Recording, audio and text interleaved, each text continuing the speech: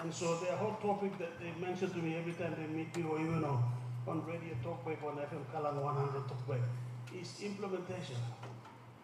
What's happened to the public service machinery that implements? What happens to the departments that implement? So I think that topic may be underlying the whole agenda of this conference. Can Portable advise me if our Chief Executive of the country, the Honorable James Morobe, Prime Minister of Papua New Guinea is here,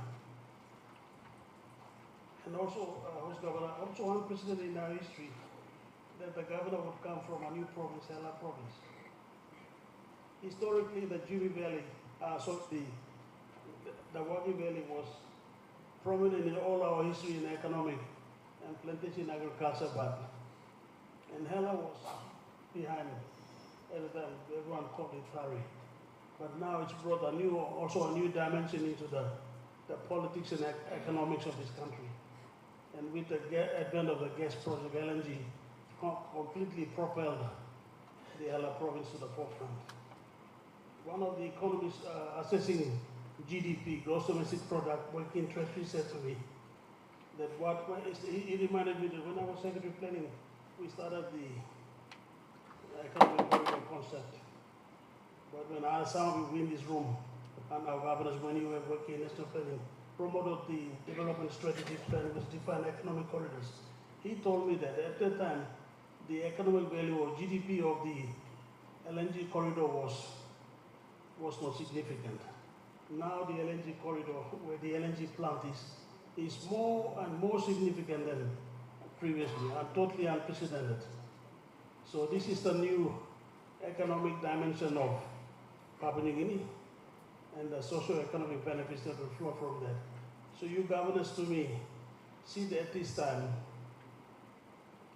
at what I consider a very critical juncture in national development. And so I think a lot of hard note decisions must come from you as your moderator. And 50 years coming on, so I'm thinking after 50 years, what do we say from here on? And what is underlying the whole topical issue is implementation. Public service machinery to implement. I'm also advised by the Secretary that we have some prominent advisors, or those who work with our major development partners at this juncture. The World Bank, Mr. Kuima and Tare is an observer. Can you stand up and everyone can note that? We think of World Bank in different extremes. I had an experience with World Bank in 1993 with someone called the famous Perus Hamidian Rad. I'd write a book about that later. But Governor Luther will get told him off.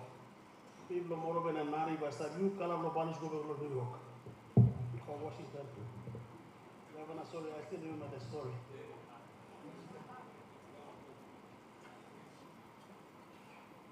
And the first World Bank advisor, sorry, if you look at the history in Washington, in the archives or annals, the first World Bank advisor to be sentenced to jail in Bomana. So that was part of the new legacy coming forward.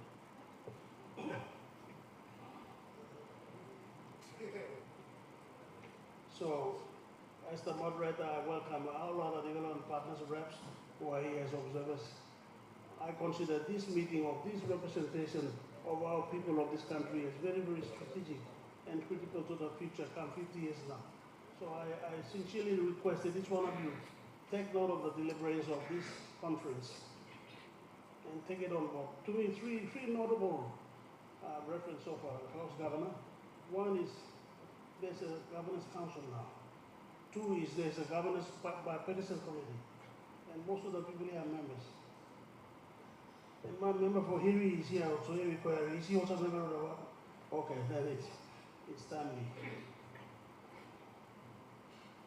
And lastly, we have a new Secretary for Provincial Affairs and Local Government, and I sincerely request that this key department of the history of our country from the days of the Kiaps, where some of us grew up under Kiaps in our districts and local governments, this department to know that we are coming to a new era, new age, where the elected representatives are more educated, more affluent in their thinking, more analytical, and they will challenge the bureaucracy. It's time for bureaucracy to accept that and take it on as part of the relation. There's no personality clash. It's just this is in the interest of the people of Papua New Guinea. So, governors, I welcome you all with those opening remarks. And without further ado, I want to invite the host governor. Unfortunately, protocol advised me if the Prime Minister is already on foot here.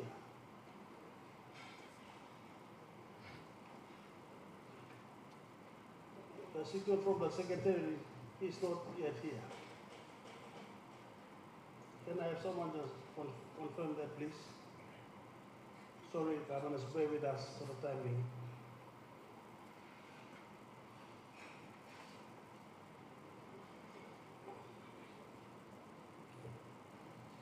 And I was governor, three other things are not notable to me. The eminent governors in your council, some came from local level government. They were presidents. One I know specifically is the Honorable Peter Epatas, long-time president of Anga Council. Another one I know that when I was Secretary Planning and used to work with was the governor for Western Islands. He was a long-time president of local level government and urban LLG and the mayor is here. So there's some very interesting background history of these governors.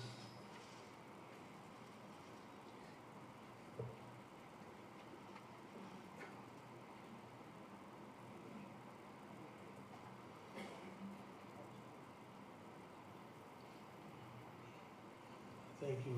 I'm advised by the Secretariat that the Prime Minister is still having a session of dialogue with the chairman of the conference, the Minister for Provincial and Local Level Government, the Honorable Morobe. The advice is that once finished, they're going to proceed here.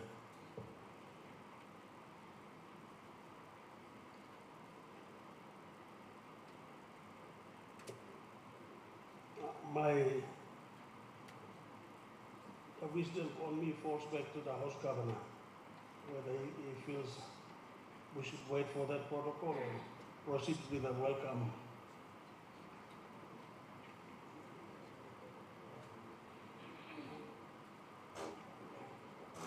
All right, the advice go by the program, so I nearly came back to you because the constituent powers of which you governors to say you start or you don't start.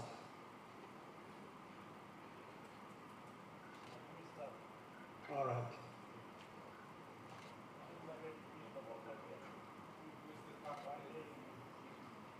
So, distinguished governors, we are going to 50 years and I've been thinking a lot about the history where we came from. And now you governors are some of the most affluent thinking Papua New Guineans now, sitting in the seat of representing the majority of people through your provinces. So we can't let this moment go by without getting to the moment of formality. So without further ado, I want to now ask the host governor to come forward up to the podium.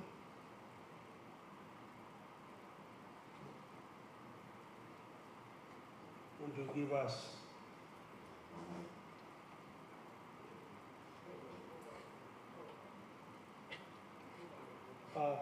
the formal session. You can talk to each other and say you all agree to go with the program.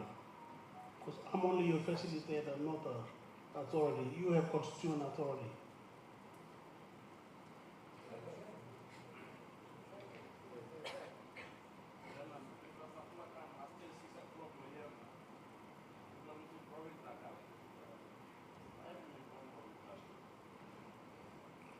There were any objection not to start?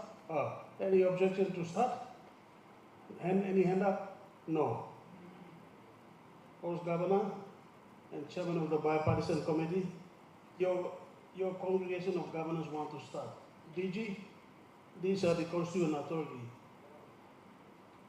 So this man is the new our Director General for Plasma.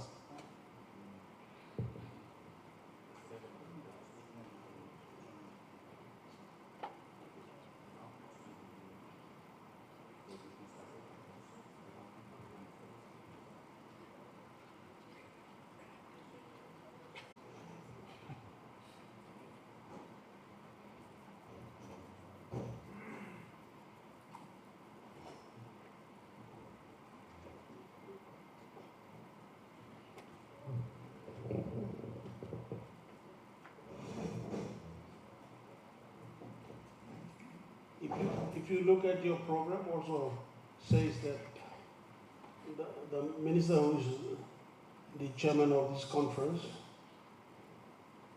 will give his address after and also explain the bipartisan committee and the membership. But the opening remarks and the introduction is the keynote address by the host governor. Can I give the advice if the governor is Prime Minister on his way?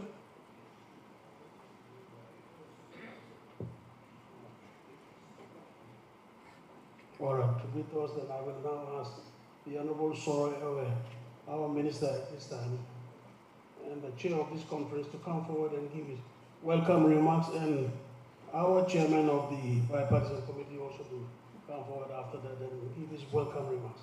Thank you. Minister, may I invite you to the front, please? Thank you. Give my hand of welcome, please.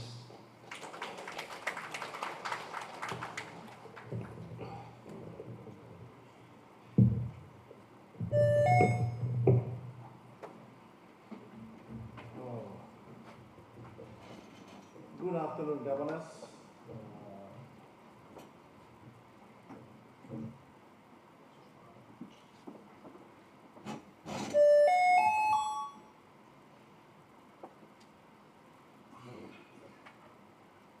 Hello. Yeah, let me start again.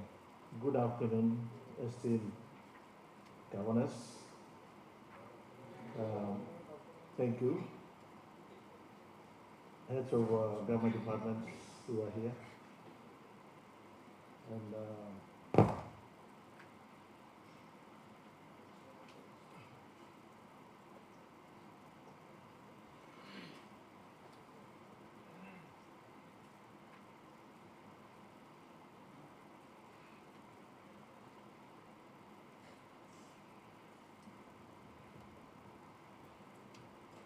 hello. I hope this mic works. Sometimes in the age of technology fails us. Let me start again.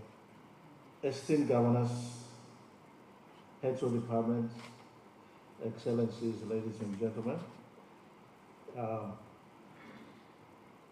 Before I start my speech, let me acknowledge important people who are present either in this room or in the vicinity of this conference hall. Of course, the Prime Minister of Papua New Guinea, Honorable James Morobe, who is here, who will join us later. Of course, host governor, the Honorable Luther Wenge. Again, governors, national MPs, ministers of state. I think it's also important to recognize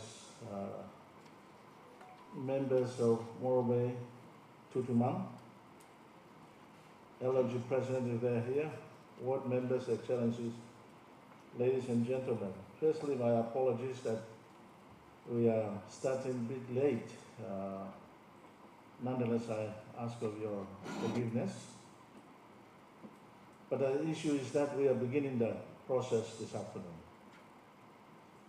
But before I do so, or even begin my speech, let me first of all acknowledge and pay my respect and homage to the traditional landowners in which Lake City is located.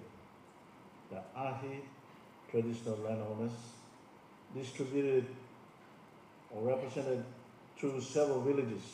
And they are Butiba, Kamkumun, Yanga, and Sipaya. Thank you for allowing us to walk your sacred land.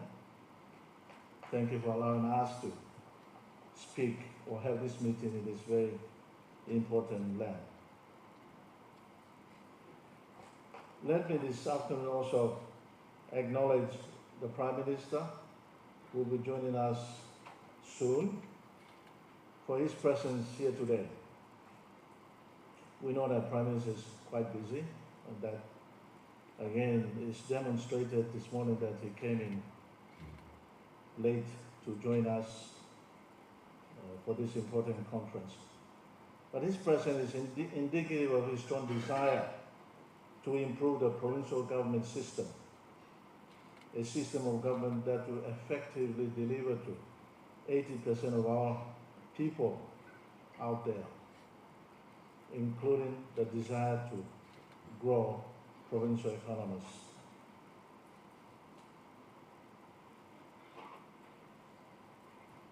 Secondly, let me, on behalf of all of you, may I express our sincerest appreciation to the Governor of Morobe, the Honorable Luto Wenge, again, Morobe Pituma, the people of Morobe for hosting this Governor's Conference. And I thank him for taking the initiative in the last conference in taking up this challenge. And here we are.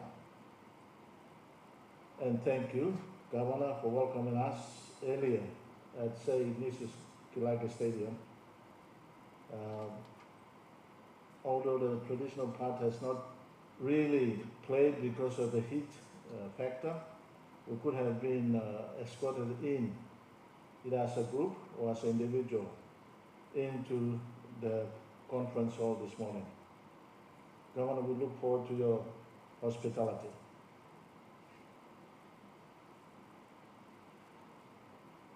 Excellencies, ladies and gentlemen, at the outset, let me once again emphasize the importance of this conference.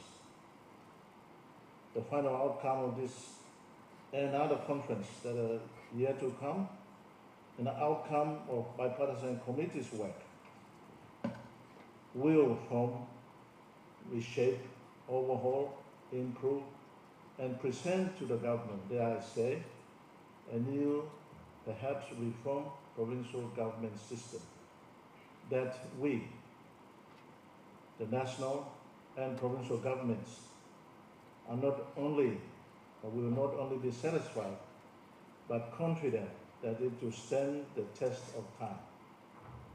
A system of government that will outlive us, a legacy we will leave behind for our grandchildren and their grandchildren to come.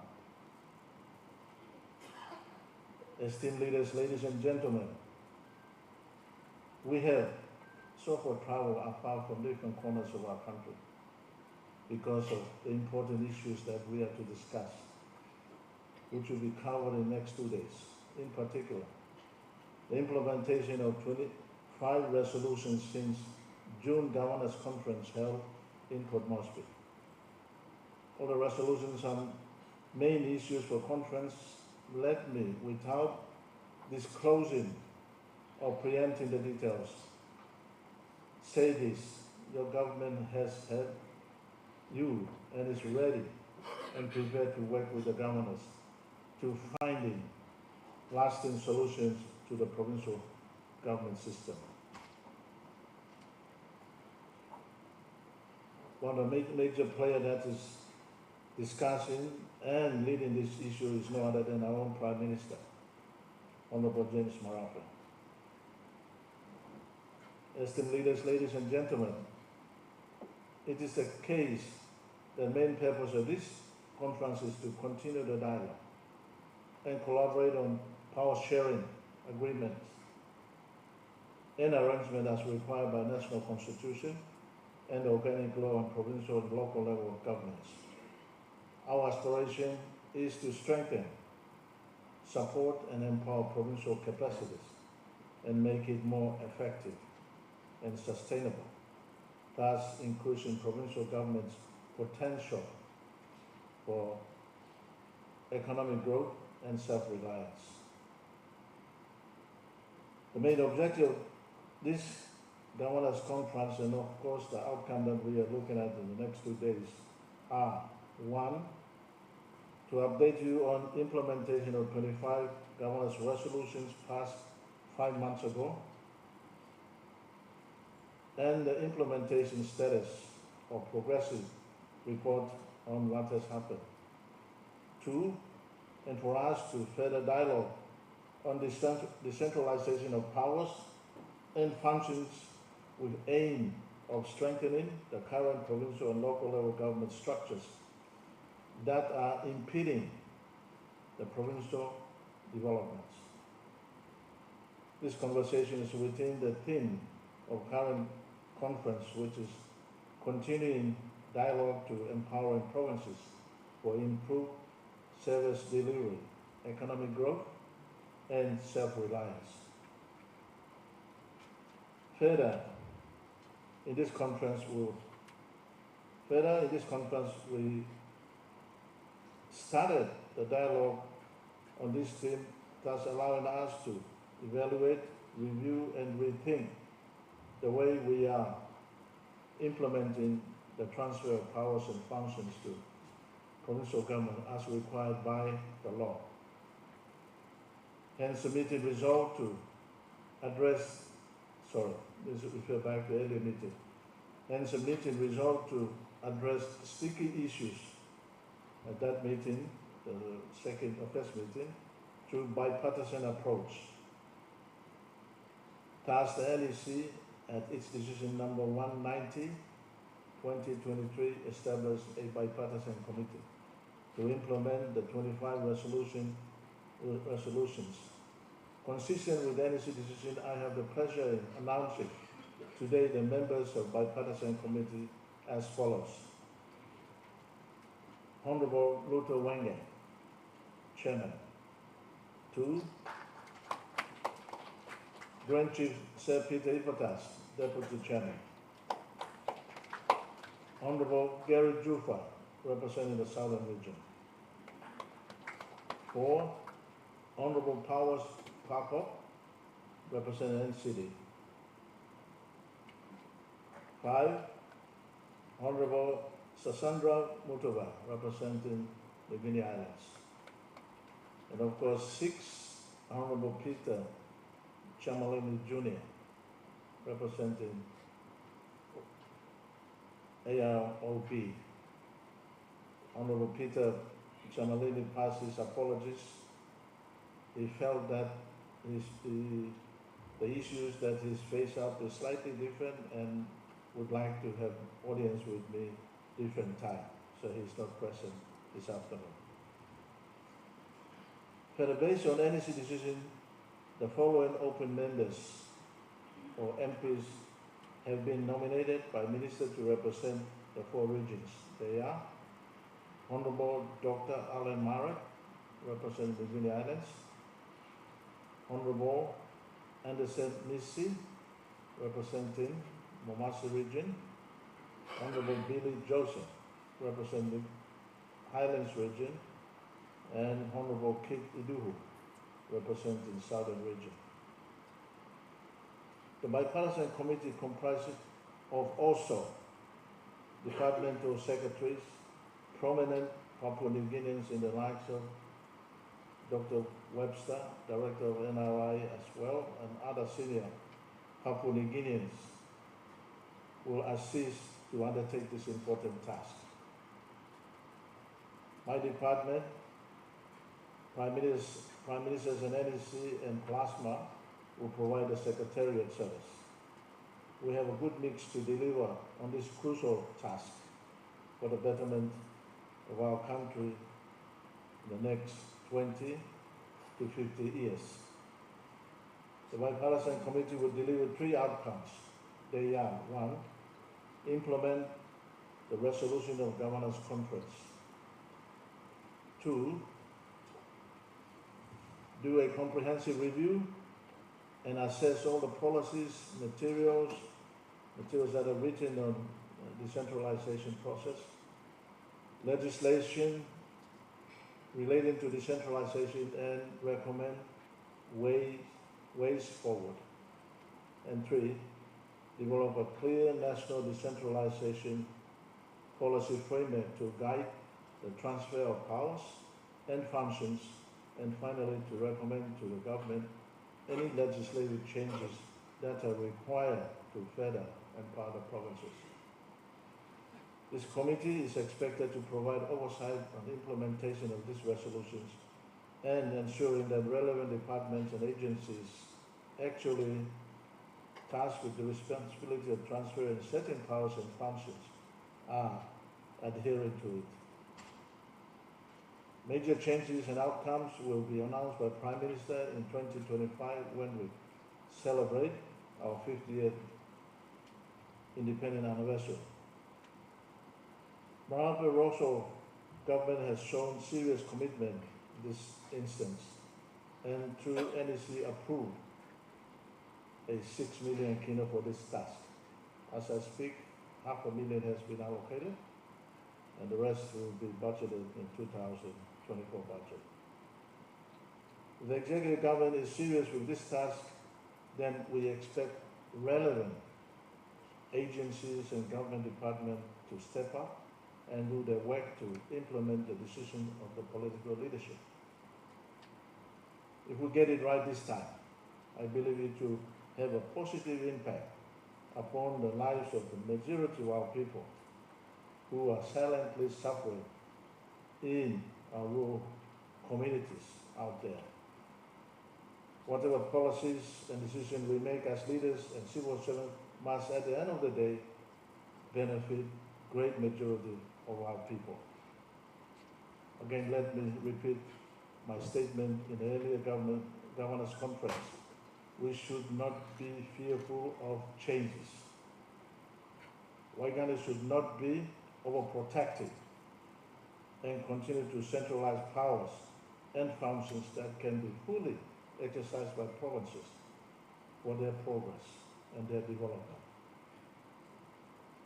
If we are to make genuine progress as a nation in terms of development and economic growth, then we must make some drastic changes. We have gone round the circle for the last 50 years, and therefore I appeal to us, the leaders at both national and provincial levels, to work in partnership in removing the bottlenecks and systematic impediments for our next generations to benefit. In conclusion, may I assure the esteemed governors and leaders who are involved in bipartisan committee technical team that national government is committed to decentralizing powers. Most of them had already been decentralized. Powers and functions that rightfully belong to the provincial and local level governments. And provincial government must be prepared to receive powers and functions and responsibilities that go with it. Let me pause here.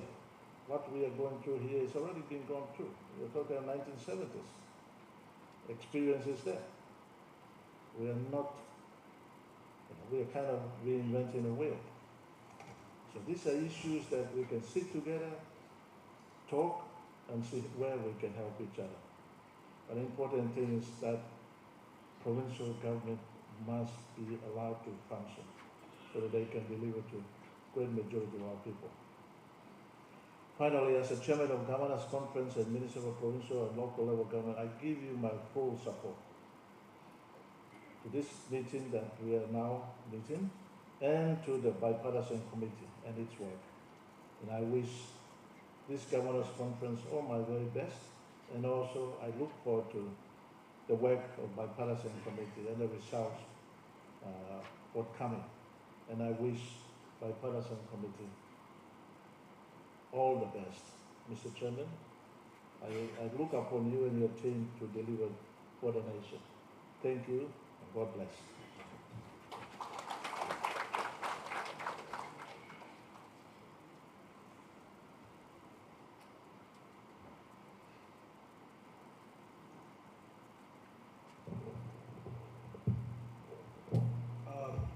Secretary, please check the people controlling the PA system if they work along with our movement in Tamil, please. So once again, thank you, the Honorable Soro Eo, under and through his leadership, the bipartisan committee are operational now. So I want to ask all of you, this congregation, it's a momentous occasion to give him a thank you applause.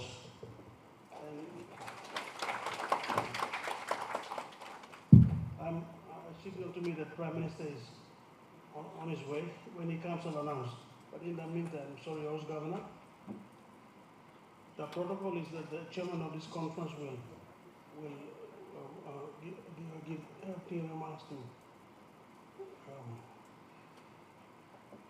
introduce him, but you will give the welcome remarks and also introduce him for his keynote address. So without further ado, I want to ask the chairman of your colleague governor and chairman of the governor's bipartisan committee. Huh? Okay. The discretion is with him, so the House Governor said he will talk when the Prime Minister is here. Chief Secretary, may I be advised, please?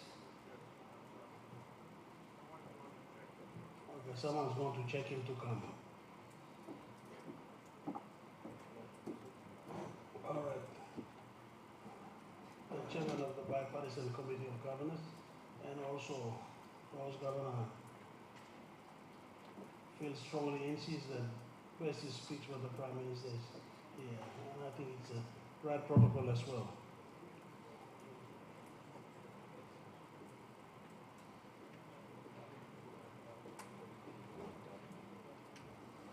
I can see some movement there. Some of the Semana Super House executives are coming to the door, whether assuring him or not. May I ask the chairman of the conference? The question by the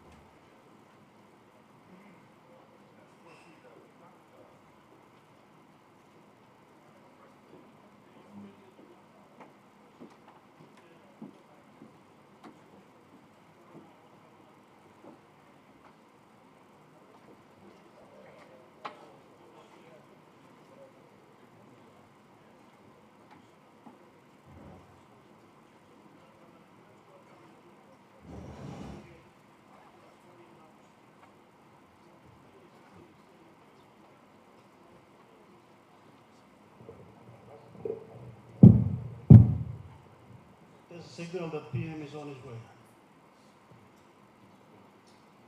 Or it looks like he'll be, the way they're signaling, it looks like 1 minute or 2 minutes.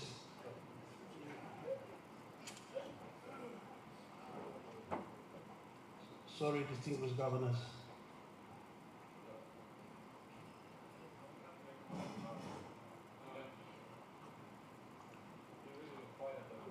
Governor was simple, you should have been passing meeting now. I need to give you this. Here we are, the members of the Royal Papua New Guinea Constabulary are advancing forward. PM accompanied by the Honorable Pilanini, member in Bongo. So conference and distinguished governors, may I ask you all for us to now receive the Prime Minister of the Honorable James Morobe, stand up to receive. Welcome him and we invite him straight to the podium. Thank you, Honorable James Morobe. There's no other James Morobe in this country or in the Pacific. Adame Timur.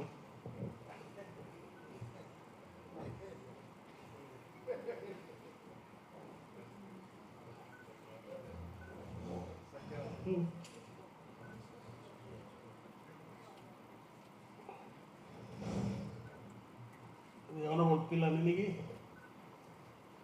can you come forward? And the Honorable Josungi, Minister of Public Service, plan the Hegel and may I ask the Chief Secretary to also come to the front as the Chief Executive Officer of the Government Administration. You may be all seated now. Prime Minister, thank you very much.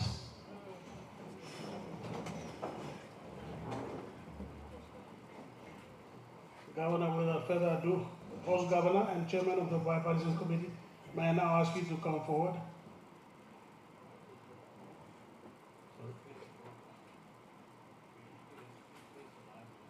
All right.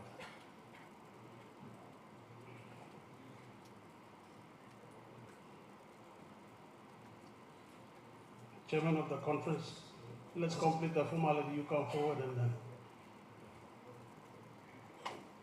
And also, you've explained the bipartisan committee.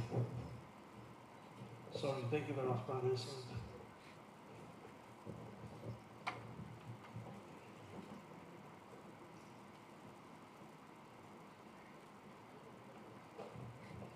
All right, thank you, Valentin. As you did said, there's no one, James Morobe around, there's no other Valentin cover, so let's give a big clap there.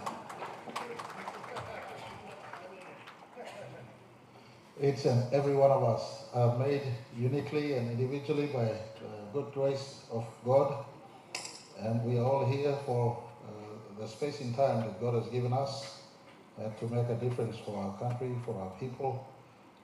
So I just want to appreciate the presence of each and every one of you this afternoon as we get again under the chairmanship of Governor, the Honorable Songan Luther Wenge. Thank you for once again allowing us to be under your care here in lovely Morobe province. Beautiful lay as usual. Thank you, Governor. Let me say from our front on behalf of the delegation for Port Moresby, the national government, we do appreciate your hospitality. Minister Soroy, once again, thank you for your leadership and your presence here and your department, who has brought us one more time together. All our good governors from our respective 21 provinces, our 22nd administrative region is the autonomous region of Bougainville. They're not represented here in terms of our government proper. They come under the autonomous structure, but we do appreciate their existence as a special autonomous government in our country. I want to also acknowledge the 21st special government, which is the district of our nation's capital. Under that special arrangement, they remain as a hybrid provincial government district, special district that is functioning to ensure our nation's capital is functioning properly. So we do acknowledge Governor Paco in our midst as governor of our nation's capital city. All ministers of state who are stating yourself with me here, the Chief Secretary of State, new Secretary of the Provincial and Local Level Government, the Affairs Department, Secretary Philip Leo, all senior officials of the Department of Provincial and Local Level Government. We do acknowledge your presence, your support, your stewardship over this important function. All provincial administrators who are here and from the provincial governments. I want to also acknowledge, I saw earlier today, the Honorable Kit Iduhu and the Honorable Dr. Billy Joseph also amongst us. We pay special mention of them representing the districts who are important constituent of you provincial governors, so we do acknowledge them also here. Our diplomat partners, key stakeholders who are here. Australia, I note the Australian government presence here, and other development partners or state agencies, State Department. I do also have been advised, World Bank is here in the house, and you come under the cover of the development partners. We do acknowledge each and every one of you. To the media who's here, please upload what is relevant and important.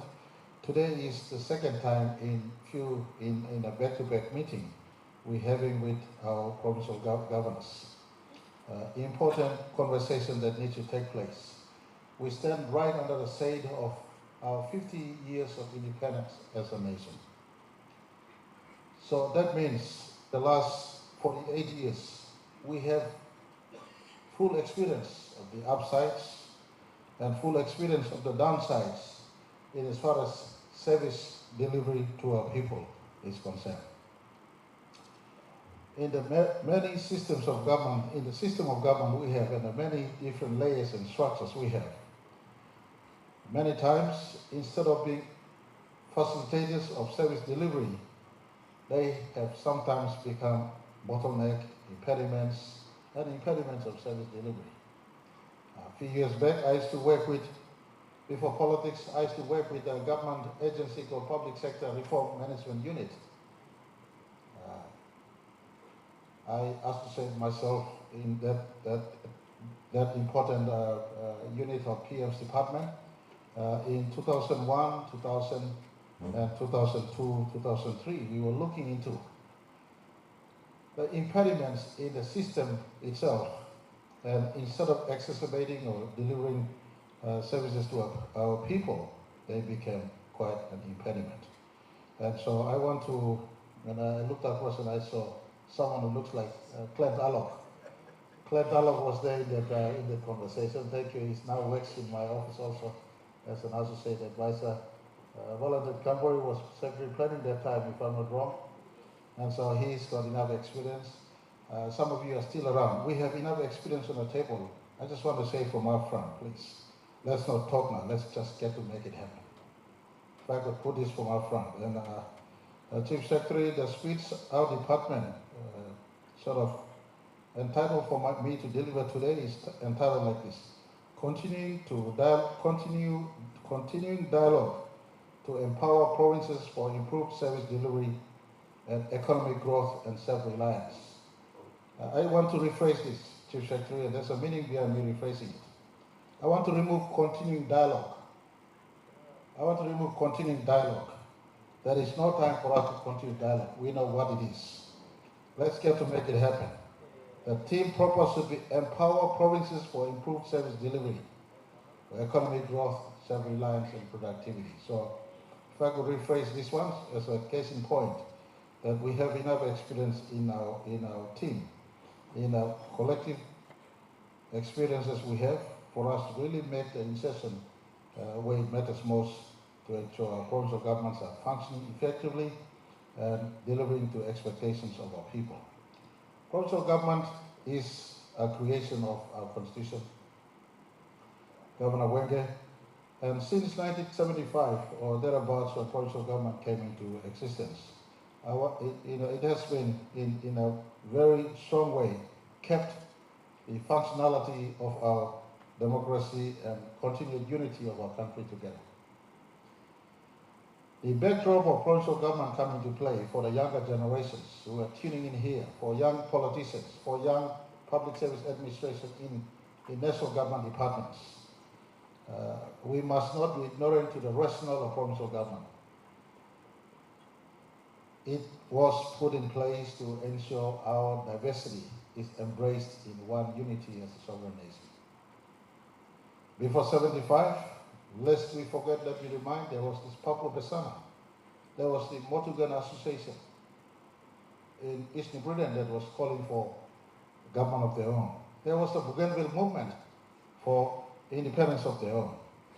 The better unity and cohesiveness was found in the government of the provincial government structure that was placed inside in our unity to embrace the diversity we have in our country. So there's a huge relevance of continuity of provincial government in our country, and there's a need for us now, 48 years on, knowing the upsides and the downsides. Let's study the downside and really empower where it matters most. And I've been reading through this, the provincial and local level government, the organic law and provincial and local level government act, the consolidated law, organic law. It has a lot of substance in it that I just want all of you, as I complete my opening remarks, and later this afternoon I will excuse myself, but let's put clearly on the table what needs to be done, and let's get on working. If law needs to be changed, and this law makes a lot of reference to enabling acts of parliament, then let's get it passed. Let's make it happen. Let's make it happen.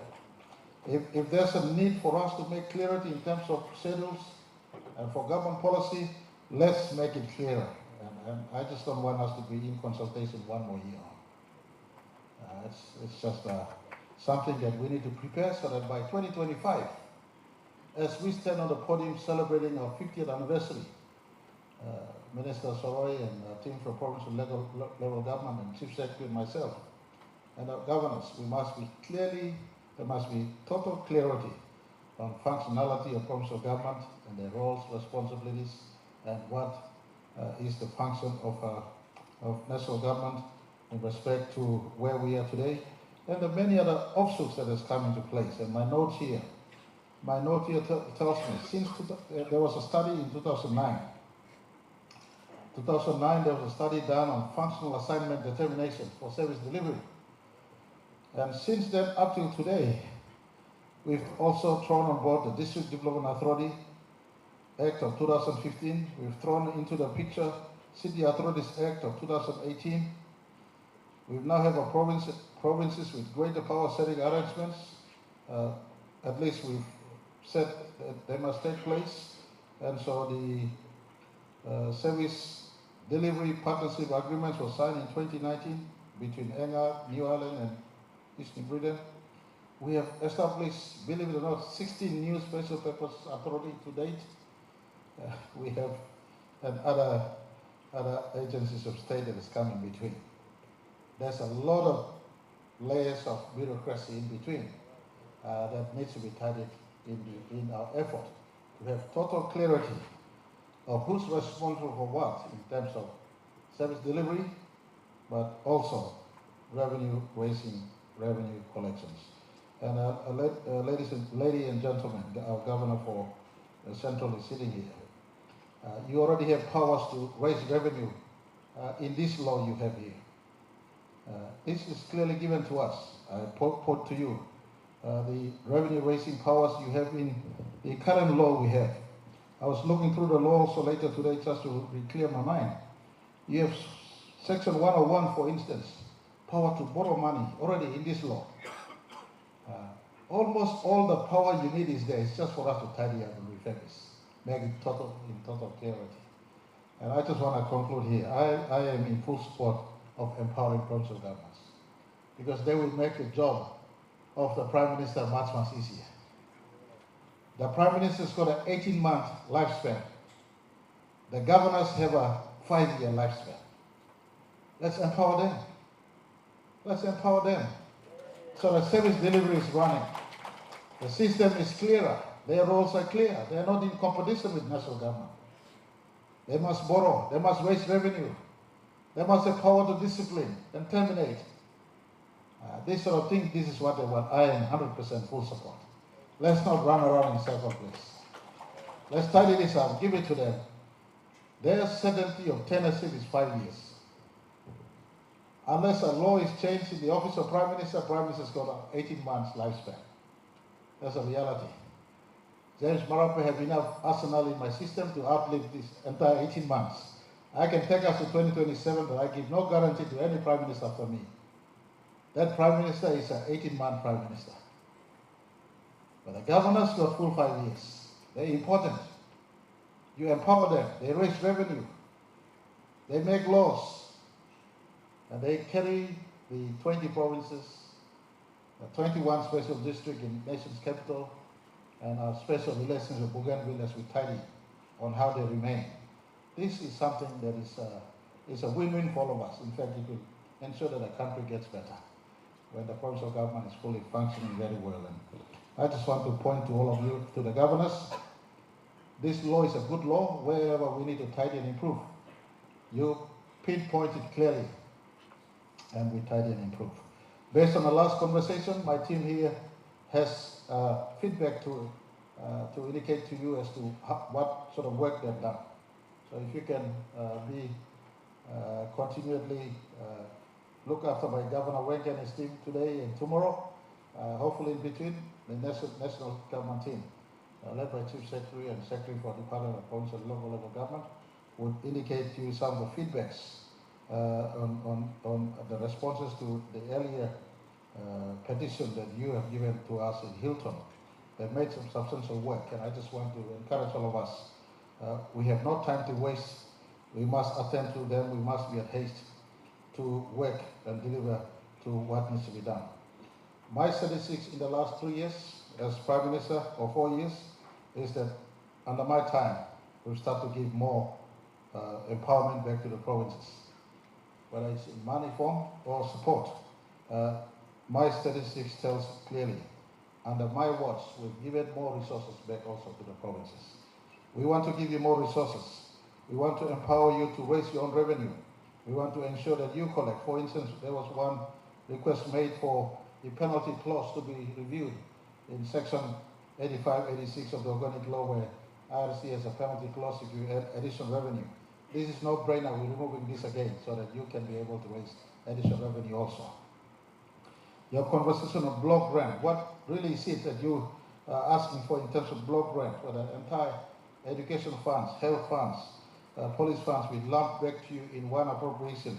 How do we ensure that as we empower you in this one, we don't compromise good governance, we don't compromise monitoring and evaluation, we don't compromise delivery of services, all this sort of thing we all must prepare, because it is not just you and me today in the offices we occupy, but the governor behind you, the Prime Minister behind me, the country after us.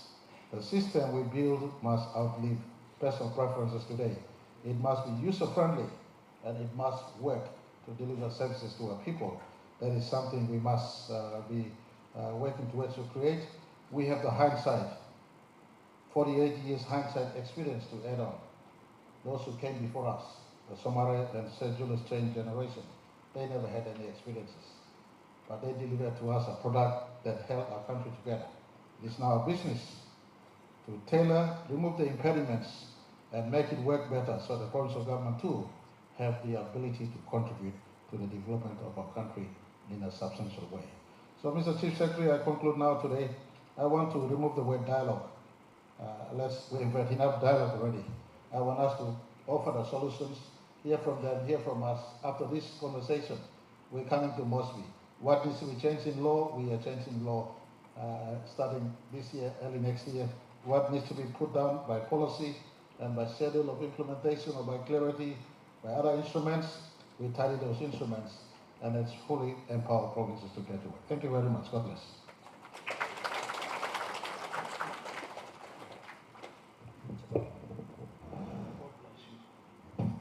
May I ask you all to stand to give what an inspirational speech to all of us, dealing with some of the dark ages in our system.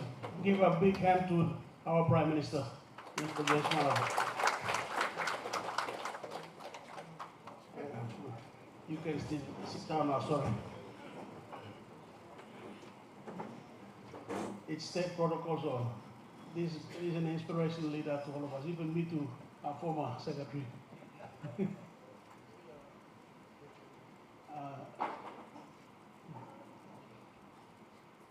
Without further ado, I invite the House Governor to give his response and other remarks.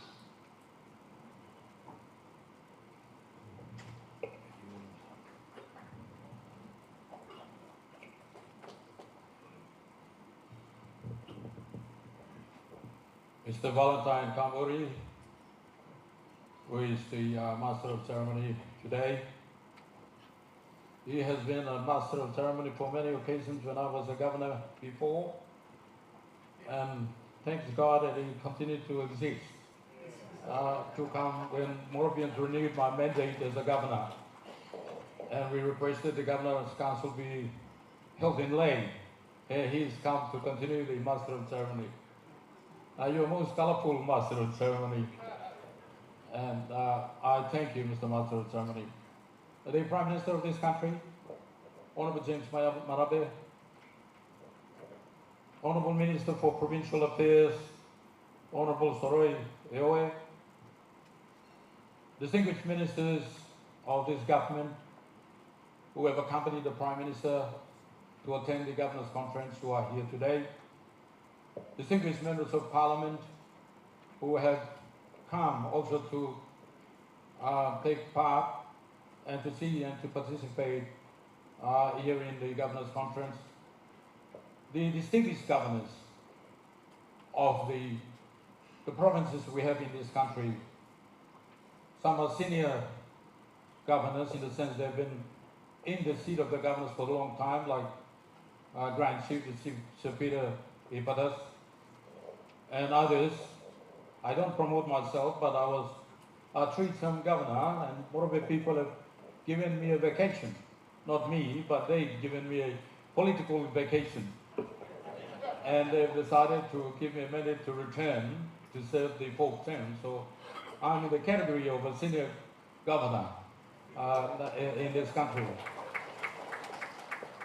And others who have just joined are getting the mandate from the people.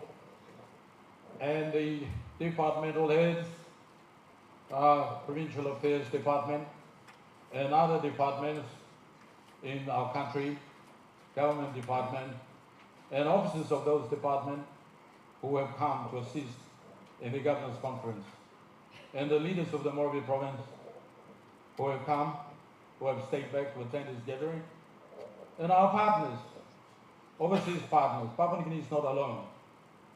Papua New Guinea is definitely not alone. We are members of the United Nations, Commonwealth, and other organizations in this world, and other agencies who will provide money, anything, any help in kind to help develop this country. You are presently here. And let me, on behalf of the Morobe government, provincial government, and its people, and those Papua New Guinea citizens and international community who live in the province of Morobe, let me on their behalf, a mandated one, on their behalf, I welcome you and warmly welcome you, Prime Minister. You and your team and others, welcome you to the rainy city of Lae, but thanks it's not raining today. It's blessed today. It's been sunny today. Rainy city in the whole of Morobe province, welcome. Fighting big clown, you play here, please join us and feel at home. Feel at home. Mr. Prime Minister, first of all, I want to again thank you and your team. You're a very good Prime Minister and your team to concur with my proposal that we conduct the Governor's Conference here in the city of Lae, which you have concurred, and as I said at the Kiraka Stadium today, that we endeavour to make sure that commitment has been realised. And by tomorrow, it will be fully realised that the conference has come on. And discuss today and tomorrow important matters that we've come to discuss and resolve and recommend for implementation. Thank you, Mr. Prime Minister and the Minister.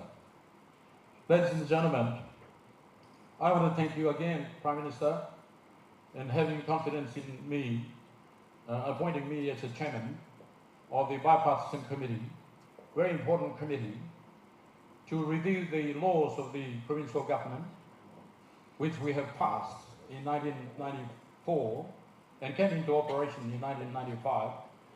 And I and the others, Sir Peter and others, have been the first governors pursuant to that law that we were appointed as governors.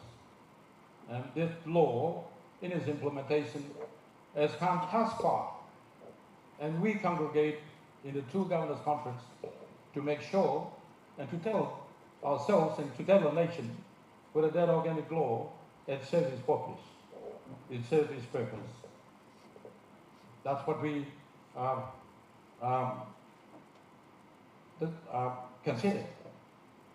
And other relevant laws which have been passed pursuant to that law, the organic law on provincial and local level government, to make sure that we enforce our father's vision that our government must be a decentralized government and must have three types of government in this country: the national government, the provincial government, and the local level government. All right? And whether those three types of government, as our forefathers before the independence and before the acceptance of the Constitution had proposed, had served its purpose. And Mr. Prime Minister, without being boastful, I thank you that you have trusted my leadership and appointed me as the chairman to review those laws, and given me the appointed through the National Executive Council the trusted governors, those who have been here a long time, like Sir Peter, and the others who have came in while I was on retirement. They came in, like Gary Jupa, the governor for Oro, and the Alan Bird, the governor for Pacific, who have come in, and the other governors who have come in through the election, this election, and the members of parliament who have come in. And they are most competent people, and I'm very confident that they will not only contribute, but intelligently contribute and constructively contribute to this, to making sure the terms of reference that the government has approved has been taken note, has been implemented. So I thank you. And Mr. Prime Minister, I also thank the special task force that the government has appointed to make sure that task force, because we are politicians, we got different backgrounds. Some are pastors and some are mechanics and some are others. With great respect to all of us, and we know little about the public service, and we know little about the operations of government and the company and the laws of this land. We know little, but by virtue of having them, Mr. Chairman, they will give us the professional opinion that this country needs, opinions that the silent people of this country needs, so that will guide the bipartisan committee to come up with something which this country needs to solve the key issue that we want to solve, that is to empower provinces for improved service delivery, and second, economic growth, and third, to attain self-reliance in our country. So thank you, Mr. Prime Minister, for appointing me to make sure that those things are achieved. Having said that, the terms of reference says that we are also, the bipartisan committee under which I'm going to lead is going to make sure that the resolution of the governors, because the governors, they're in control, they're the first instance government, the government which exists and stays with the people. They see problems in their eyes. They feel problems as they feel when they stay in the provinces there.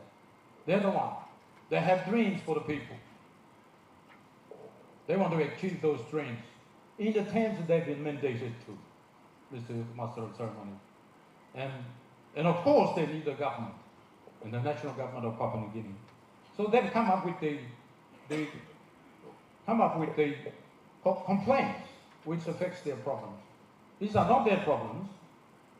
These are not their problems, but these are problems of the people that they have mandated to rule and to provide services. They have recommended proposals for the consideration of the government of this country. They have recommended. And it is the work of the bipartisan committee to make sure that those resolutions that have been resolved in the 2 consecutive meetings that we had, it is a work, it tasks the bipartisan committee to make sure that those resolutions are implemented in the way, in the style, in the mechanics that they wanted to be achieved. And I can't be boastful. I haven't got the job done yet, but hopefully, during the course of time when I'm in the reign, in that position, me and my committee will make sure that those resolutions are attended. And I want to assure the government, the governors, that I hope in my leadership, I come here and I stand here and I speak as a governor who has had 3 terms of government as a governor, and now beginning my 4th term. And all the pain that you have faced, we have faced too. I have faced too. And so we're together. We're comrades. We suffer these things, and we're together. And when I'm appointed on the job, I'm very confident we can help together to deliver those things, those recommendations that you have proposed in a governor's resolution. And I will go through them shortly, but let me deliver to you, Mr. Prime Minister, I have a text of my speech, which I wrote in short.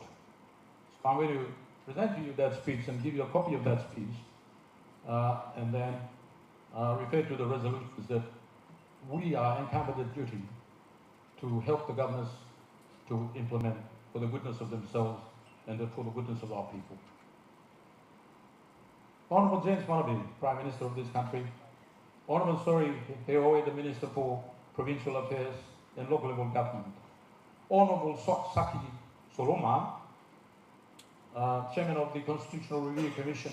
He's here or he's not here, but doesn't matter. The Doctor for the Law Reform Commission is here, I understand. So my recognition will be in his hand and he shall deliver to him as I recognise him this evening. And all the ministers who have come today, and all the government open members of Parliament who have come, and all other politicians of the province who have come, all the provincial administrators, and all the heads of the department, and our friends from the international community representing the international agencies, the institution which they're in the position to help us to develop this nation.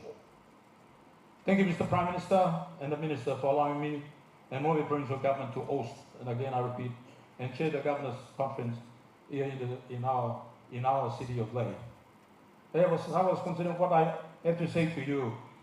I was thinking seriously about the uniqueness and diversity of our country, Papua New Guinea, our biggest strength and asset, and how this characteristic could be invoked in planning process of devolution and economic planning and assessing challenges in its province. I have been a governor for almost 18 years, and I have lived in the settlement, physically lived in the settlement and the village, and have experienced that each province have a unique features. For this reason, there should be an economic snapshot of each province, because the economic stability of each province is critical towards the nation building. Accordingly, we should have official figures of economic activities and its impact in the province, for those that don't have. These are matters for the next conference. Having said that, I consider that we need to establish benchmark for essential provincial services. In some province, services are underdeveloped for a variety of reasons. It is suggested, Mr. Master of Ceremony, we consider what provincial government as an institution is best able to deliver to each provinces. In other words, my concern is that due to unintended consequences of our decision and submission to the national government now, the provinces are taking on ever increasing responsibilities for essential provincial services, which no clear defined ways and means to deliver those services, let alone the provisions of resources to meet the challenges on the delivery. Mr. Master of Ceremony, I would suggest and welcome input and contribution to set up a benchmark of the standard of services for each province in the area of health, in the area of education, transport, utility, power, water and sewage, and other services. The role of government is to provide essential service, but constrained by needs and of resources. A benchmark would identify the needs competent, then consider resources required. This way, a model can be developed by law or policy. Who pays, that is whether the government pays or user pays, or the latter, which is commercial approach. These are issues that the Bipartisan Committee on Decentralization under my leadership will consider when we undertake our task. I now speak on the current essential requirement of the Bipartisan Committee work going on forward. As we were appointed and as we were said, with the terms of reference, which we're going to work with him.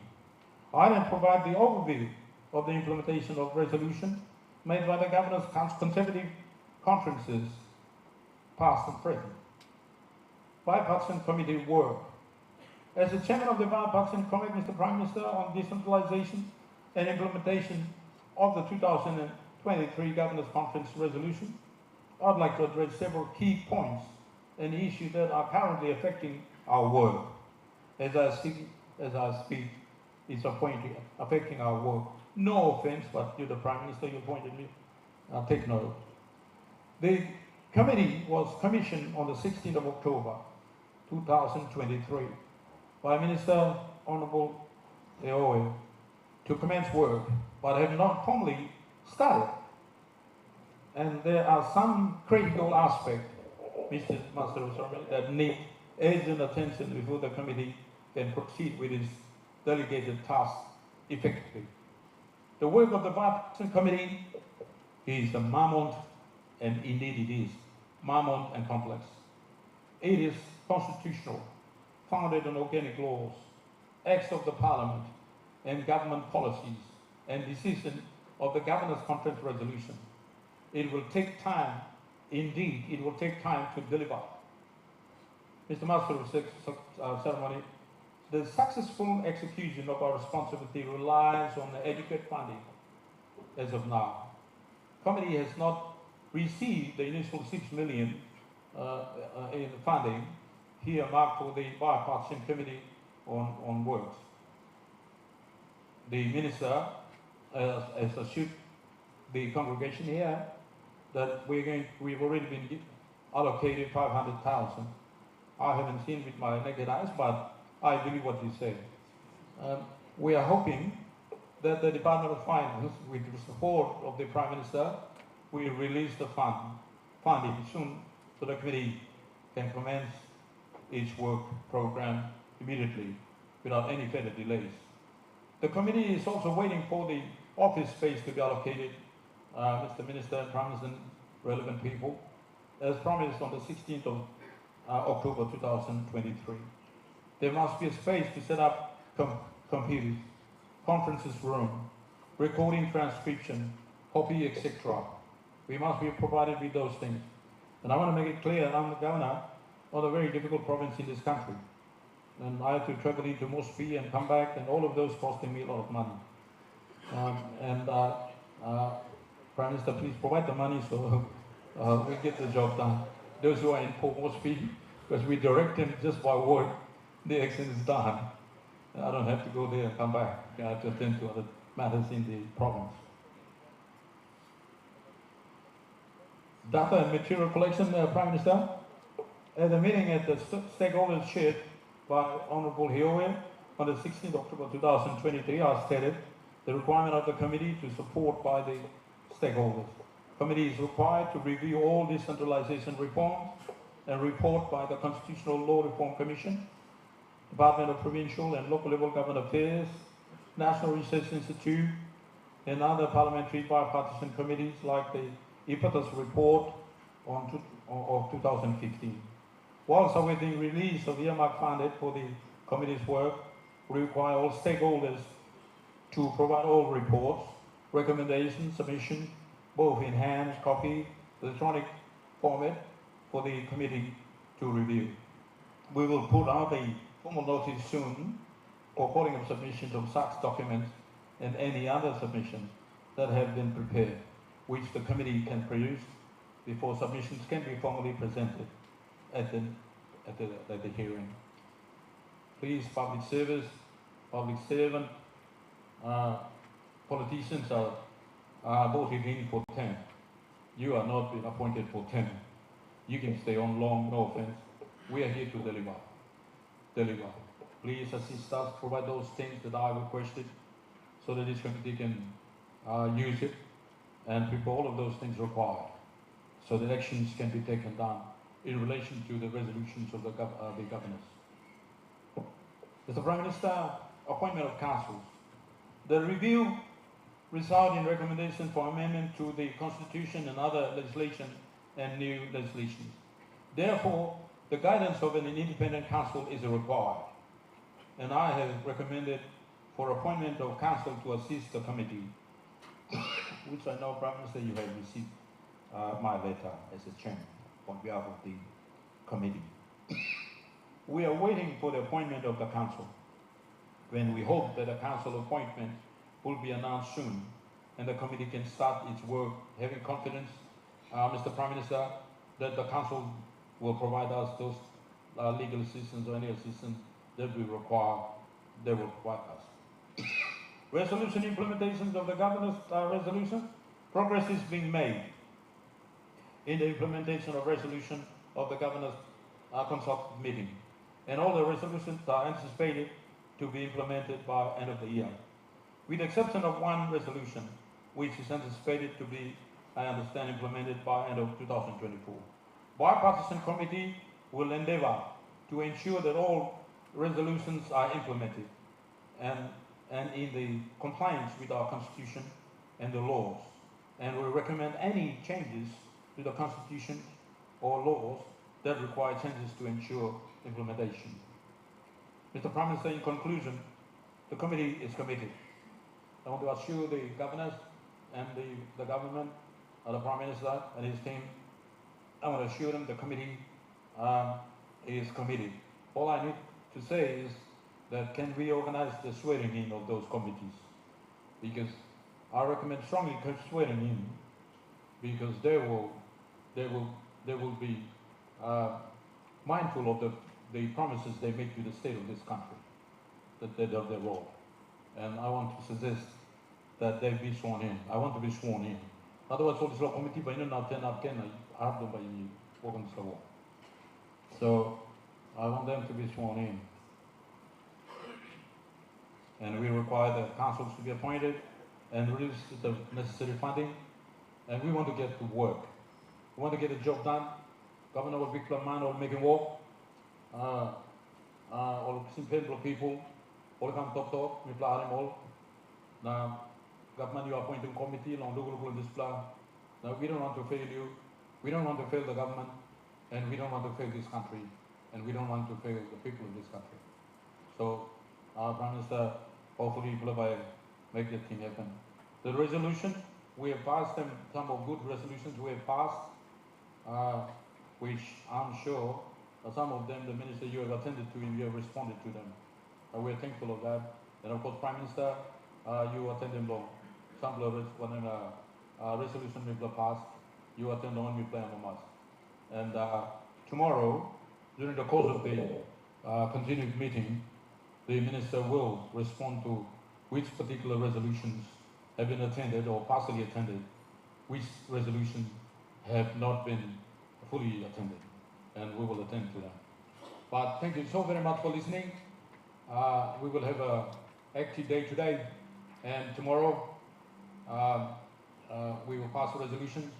Now, kiki mas from me blood, that's me chairman. Kiki mas from me, then walk, kiki mas from me blood, not physically, but talk. And then we will make sure those resolutions, you kiki mas from me to me, kiki mas from people manata. Now, and we see what we want, because the province, the people of the province, we are mandated to carry their problems and make sure delivered to them. And Prime Minister, I want to thank you. The slogan that you have suggested is a good one. That is to meet, remove that word, continue dialogue. I support that. And we will say that we meet to empower provinces for improved service delivery. That's one. Two, we must make sure that there is economic growth and tangibly we can see. We must see to it that happens. And number three, when the economic growth is there, delivery of services there, then it gives birth. It gives birth to the country is fully economically and other developed. We want to see. And finally, we want to make sure that we are self-reliant. We have relied heavily on the donation of the Australians and other countries. We're relying heavily on the donations, and we are relying heavily on loans. And as if we don't have enough resources in our country. I think the best utility, best harvest of the utility resources, and the best utility of that resources, and build our wealth sufficiently enough, then we don't need help from outside, and we should be a powerful country. I think we should work together. Prime Minister, speak for you, come good. Mila talk thank you to you. You want them, me plus provincial government, me plus work want them you. Making sure we love the country. Now work towards making people really self-reliant. Now you mean by truly independent. Now by 2050, I hope that we achieve our dreams that we proposed in our 2050 vision. Thank you, God bless you, all of you, thank you. Thank you, our Chairman of the Bipartisan Committee, Honorable Luther Wenge. Let's give him another hand. And on behalf of the conference, thank you for reaffirming in your response to the Prime Minister. So it shows the governor's working with the Prime Minister. The next one is the committee working with the public service, the departments to get it done. All right, thank you very much. I was told by the host governor we stick to the program. Some governors aired to me earlier that they would like to keep some remarks from the floor. Can I seek the floor at this juncture? Yes, Governor for Western Highlands, Norman Wairapa. Thank you. As the Governor for Western Island Province,